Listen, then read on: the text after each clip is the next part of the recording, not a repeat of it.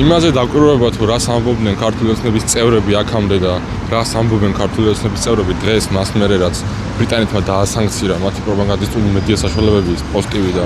სიმედი ძალიან ბევრ რაღაცას ამბობს და ძალიან ბევრ რაღაცას მეტყველებს მაგალითად იმაზე რომ ქართულ ოცნებას ეშინია სანქციებს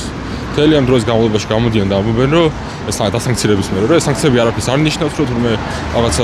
არ იმსახურებდნენ ამ ყველაფერს და ცუდი განწყობილება მიიღეს რაც რეალურად მეტყველებს იმაზე რომ ქართულ ოცნებას ეშინია და იმიტომ ამ მთელი ამ დროის განმავლობაში მათთვის თავარი სასაუბრო თემა დღეს სანქციები. თავარი ამბავი არის ის რომ არც ერთი ეს მათი სიტყვა უნდა დაუჯეროთ ის რომ მაგალითად შალვა რამიშვილის პოზიტივით დასანქცირება არის არასწორი საქციელი.